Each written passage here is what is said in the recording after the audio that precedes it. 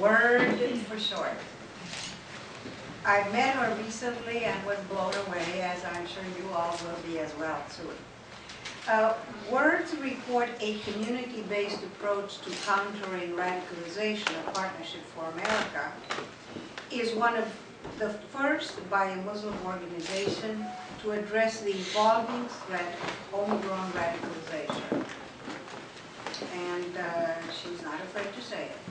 She has also established the International Cultural Center, which engages families in interfaith social action and community building initiatives where people from all traditions can converge to promote principles of peace, social harmony, and pluralism. She was just telling me before we got started about their recent, extremely successful initiatives. Very energizing to talk to you. Also, as the co-chair of the first ever all-female Islamic Law Council, I know that is not an oxymoron, she worked with other influential Muslim women to re-examine the current standing of Islamic jurisprudence on a wide variety of issues. For the past 2 years, Dr. Mirahmadi has led several innovative programs to explore counter-extremism initiatives in Afghanistan and Pakistan, and there's more to come. Since 2011, she has co-sponsored the Project for Islamic Cooperation for a Peaceful Future in Afghanistan. And that too is not an oxymoron. An initiative that has networked over 200 Afghan community leaders, social activists, and former Taliban commanders, with emphasis on former, with internationally renowned moderate religious scholars. Dr. Mirahmadi is also the co-author of a groundbreaking study based on field interviews in over 35 cities and villages across Pakistan to examine initiatives led by traditional Muslim networks to decrease sectarian and communal violence and promote peace building. And Hediye, I'm going on and on about your bio, even though it's on the website, because this way we should have additional guests walk in without having had to miss your presentation.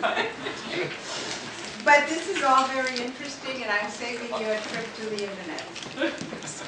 You can confirm it there. The WORDE, that's W-O-R-D-E, report Pakistan Civil Society Alternative Channels to Countering Extremism, and its supplementary 275-page directory of civil society organizations is the first study of this magnitude and will be replicated in Afghanistan between 2012 and 2014.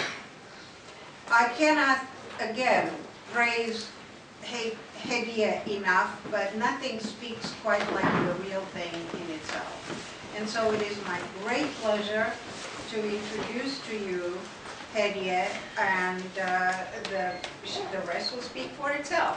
After she's done, we will of course have questions, as we always do. We will finish around 6 o'clock, but there will be plenty of time for questions and comments. And enjoy your experience. I know I will. Thank you. Please.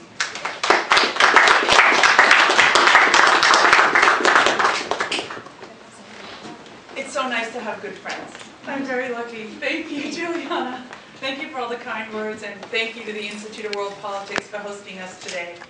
And thank you all for coming to learn about this very important topic and this very troubling problem of destruction of cultural heritage in communities around the world. So, I'm not very good with this, but I'm told all I have to do is push the button. So. There we go. Okay, so the starkest example we see in the world today of this culture of violence, as I refer to it, is occurring in the West African country of Mali. The Salafist movement, Ansar-Din, and other Al-Qaeda-linked terrorists are threatening to eradicate this country's rich traditions of poetry, scholarship, and Islamic spirituality.